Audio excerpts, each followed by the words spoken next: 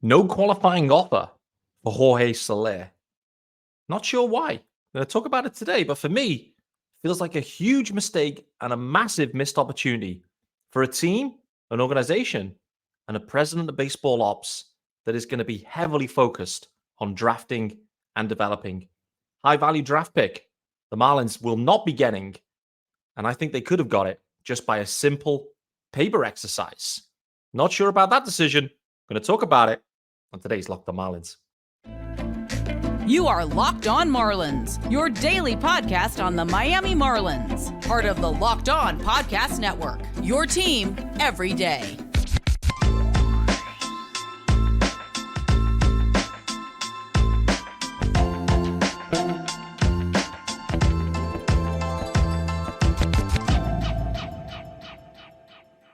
Greetings from England. Welcome to Locked On Marlins. It's your daily Marlins podcast. I'm your host, Peter Pratt. Hit me up, of course, on X, formerly known as Twitter, at Miami Marlins _UK. If you are listening to the pod, firstly, hello. It's the Tuesday episode, 7th of November. Thanks for making Locked On Marlins your first listen of the day, guys. I think there's probably your second listen is on deck with Kyle Sealaff, I think, hosting maybe live an episode of the Hot Stove Show with Peter Bendix. So I'm looking forward to that one. Looking forward to hearing directly from Peter Bendix. But no doubt this will be your first listen. So I appreciate it, guys. It's your team every day, of course. Locked On Marlins. Question is, will Peter Bendix be subscribing? Will he be appearing on Locked On Marlins? I think he will. This prediction I'm making is that in the next 6 months, Peter Bendix will be on, and we're going to have a fun conversation. We'll wait to see. Guys, there is a YouTube channel as well, of course. Make sure you hit subscribe over there. Also, this episode is primarily focused on Jorge Soler. For those that listened yesterday, and a lot of people did listen to yesterday's episode, so it's great to it was great to have you along. A lot of comments, a lot of people excited by the hire. At the back end of that episode, though, we were able to give some live reaction to the news that the Marlins will not be submitting a qualifying offer to Jorge Soler. So I'm going to dig into that in a little bit more detail. You may have seen, for those that are following me on Twitter, or X, I, spent a little bit of time yesterday evening, my evening anyway, like kind of 11 p.m. It's like it's a great hour for, creative thoughts in my mind anyway. And all of you guys up on the East Coast are all actively tweeting at that time. And, it gets the juices flowing. But man, I kind of come away and I'm thinking about this whole Jorge Soler qualifying offer situation. And it's fair to say, like, there's a lot of different opinion around on Soler. And there's and I get it. I think you can have a really balanced argument about why the Marlins decided not to submit a qualifying offer to Jorge Soler. My view, my opinion, is that I think that was a mistake.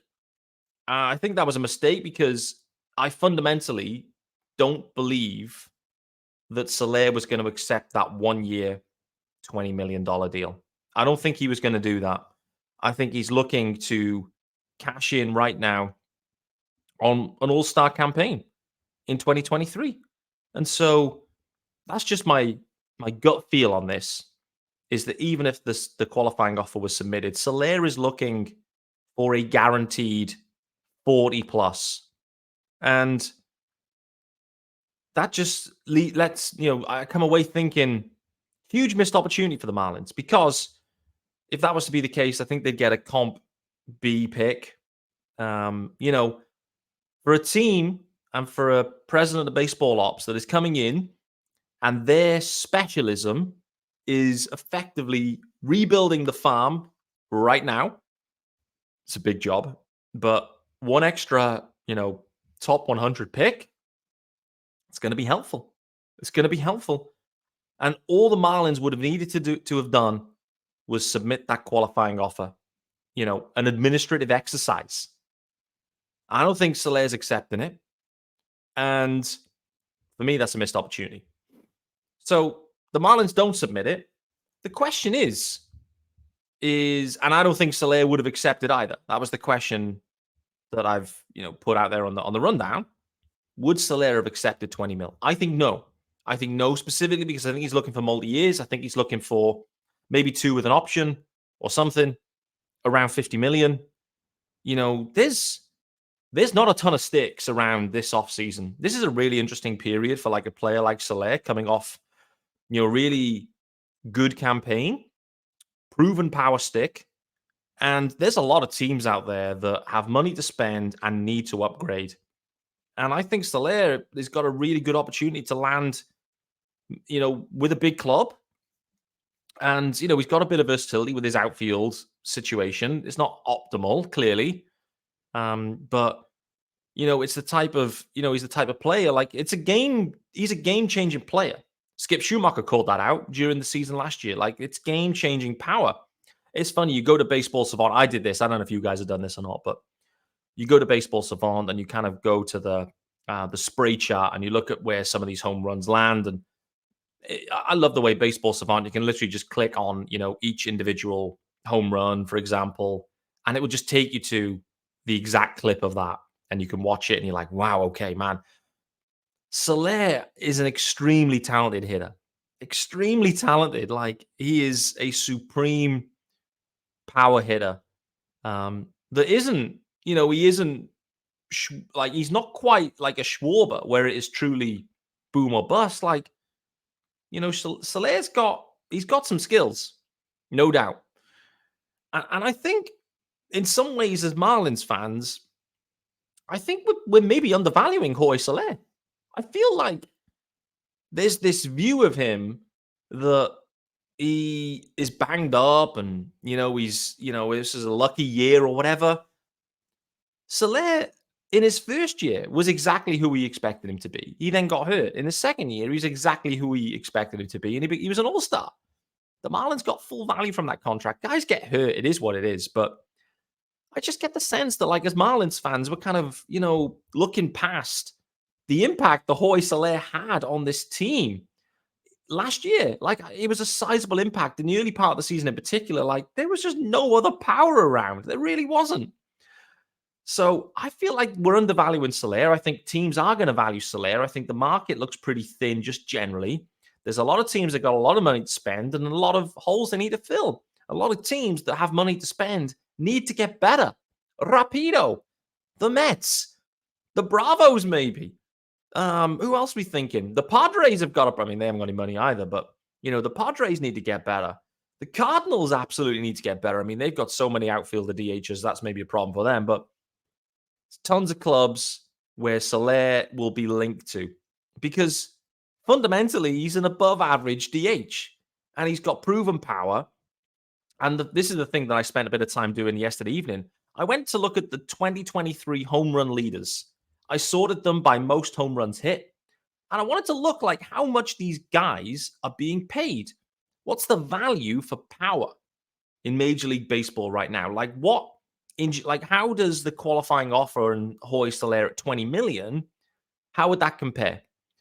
So for those that didn't see this tweet, I'm going to quickly kind of rattle through these guys just to bring it to life because, some people are going, well, you don't want to pay $20 million for Soler. He's a DH and da-da-da. I think this maybe helps to bring it to life. Major League leader for home runs last year, Matt Olson, plays first base, granted, $21 million. He earned. Kyle Schwarber, next on the list, $20 million. The only league minimum guy who appears on this list is Adolis Garcia. So he was league minimum. Fourth on the list in arbitration. So this will go up probably in and around 20 million is Pete Alonso. Shohei Ohtani, 30 million. Ronald Acuna, as you know, relatively below market value extension, 17 million. Marcell Ozuna, 16 million. Austin Riley, 15 million. That's going to get bigger next year. Corey Seager, 35 million. Mookie Betts, 20 million. Luis Robert, 9.5 million, below average contract there. I think that bumps up next year. Yordan Alvarez, another great extension there. 7 million for Yordan Alvarez. That bumps up again this year. Aaron Judge then at 40 million. Max Muncy, 13.5. Soler at 19 and Juan Soto at 23. That is your home run leaders across both leagues. And that is sorted by number of home runs in 2023. What that says to me is power's expensive. And the other main takeaway is it's only Adolis Garcia that is a league minimum guy that is delivering that type of power and that number of home runs. think that's really interesting. That kind of surprised me. Did that surprise you guys that it's, of the top, what's that? That's 20 guys. Only one league minimum guy. That just shows like guys in Major League Baseball, it takes time to mature perhaps to these levels. I don't know. Maybe I'm overthinking that.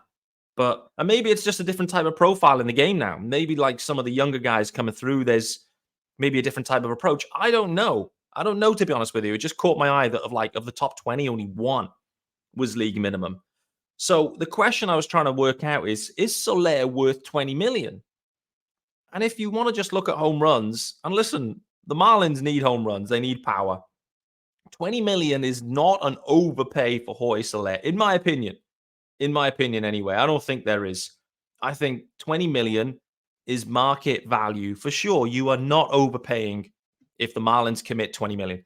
And let me just tell you, last year, what I didn't realize, this also caught me off guard. Jorge Soler's contract was actually 15 million. However, there were incentives in his contract that took it actually to 19 million because of plate appearance incentives that Jorge Soler had. So I believe he ended up earning 19 million. And we thought that was value. So is Soler worth 20? Yes. Is he going to get 20 per year for 3 years, 60 million? Probably not, but they'll come close to that, in my opinion, because there's going to be clubs looking for guaranteed game-changing, game-winning power. And a 20 mil, maybe an 18 million, annual average value, I can absolutely see that happening. Let's then think about why the Marlins didn't offer it in some more detail. Is it linked to payroll? Is there wider problems here? This draft pick, it was there for the taking. Why did they not get it? Equally, we're going to briefly touch on Skip Schumaker and the fact that he is a candidate for manager of the year, rightly so. And I think he's a lock, so we'll talk about that as well. But before we do that, this episode is brought to you by our good friends over at FanDuel. Yes, sir. And guys, listen, it is truly NFL season now. It really is. So you need to score early this NFL season with FanDuel. It is America's #1 sportsbook. And right now, if you are a new customer, yes, if you are new, then you get $150 in bonus bets with any winning $5 money line bet. That's $150 if your team wins. Simple as that. Huge offer, just a $5 money line bet. If it wins, new customers, $150 in bonus bets. Stunning. So if you've been thinking about joining FanDuel, there's no better time to get in on the action. So the app itself, it is super easy to use. And there's a wide range of betting options. They got everything you need. Spreads, player props, over-unders, and more. So all you have to do is very simple. You visit FanDuel.com/lockedon and kick off the NFL season. FanDuel, official partner of the NFL.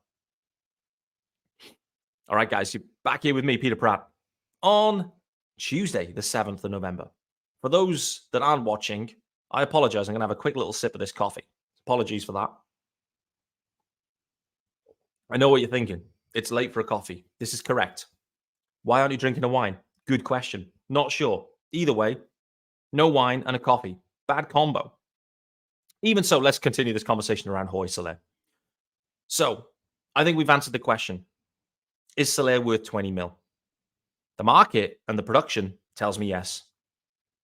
Why did the Marlins decide not to extend that qualifying offer, which he would have likely declined, in my opinion, and thus resulted in a comp B, maybe even a comp A pick? If it was over 50 million, I think that's the threshold, then that's a comp A pick. It's even higher. I think there's a chance that Soler gets over 50, to be honest with you. So why didn't they do it?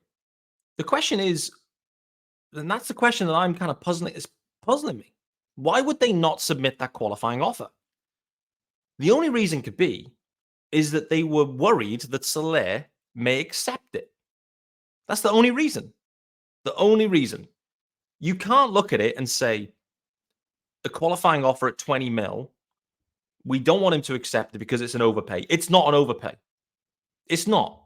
20 million for Hoyce. They paid him 19 million last year. 20 million is not an overpay. So it is not about value. It isn't. You look at those guys on that leaderboard I mentioned. That's the price you pay for guaranteed power. And Jorge Soler is guaranteed power. Yes, there's been some injury niggles, and yes, he's not great defensively, but neither's Kyle Schwarber. And these are hugely impactful guys, game changers. You can't have enough of them.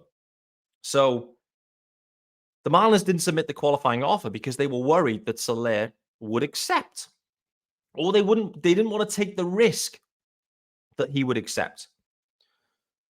So let's just consider now that the Marlins wanted the draft pick and they thought, well, if we give it to Soler and he accepts, we're in trouble. Let me just put it out there right now. If he did accept and they took that risk and he did accept, the Marlins have the option at that point to trade Jorge Soler to anyone, his salary included. They have an option at that point to trade him wherever. So even if on the 6th of November, submit a qualifying offer, in a few days' time, Soler says, yep, I'm actually going to take that money, the Marlins can actually still move it.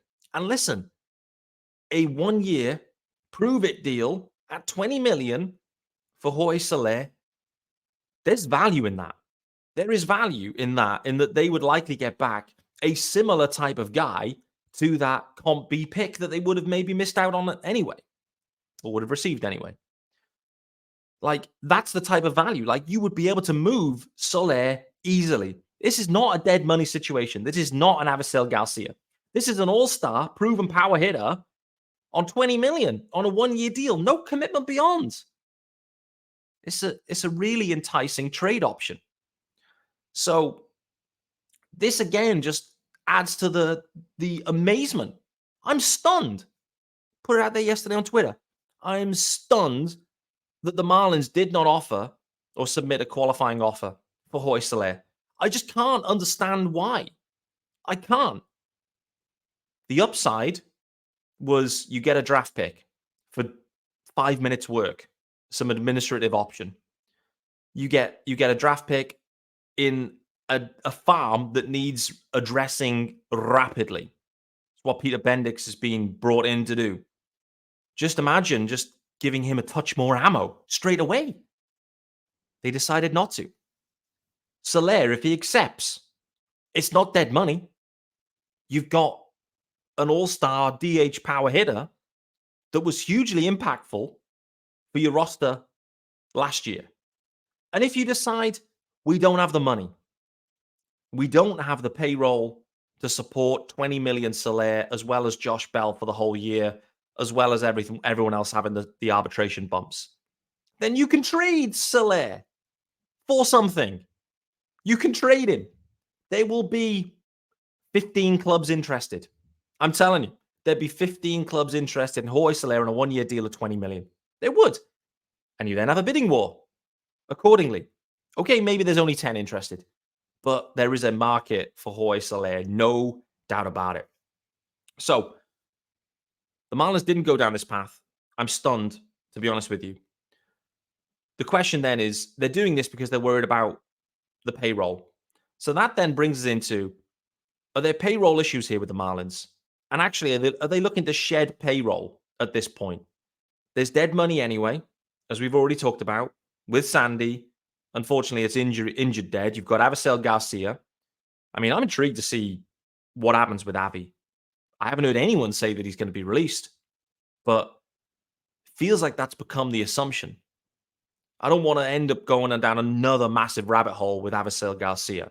However, from a Marlins perspective, there's no reason and rationale to actually cut him now. There isn't, unless they need the 40-man spot. It's the only way, the only need to do it. And maybe that's necessary. Maybe they look at the roster and go, we need the 40-man for Rule 5 protections, whatever it might be.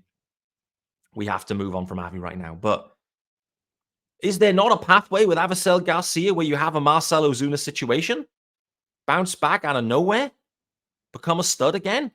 Find his groove? There is a pathway. Does Avi want it? Don't know. Do the Marlins want Avi to get it? I mean, yeah, they do. They need to see some value in the return. Anyway, I promised I wouldn't go back down the Avisail Garcia situation. But there seems to be a situation here from a payroll perspective. And listen, Peter Bendix is from that world of, low payroll, low budget, do what you can. However, Rome is not built in a single day. His role, his value, it will take multiple years until you fully realize the value in what Peter Bendix can actually directly help with. The farm he's inherited right now, it is what it is.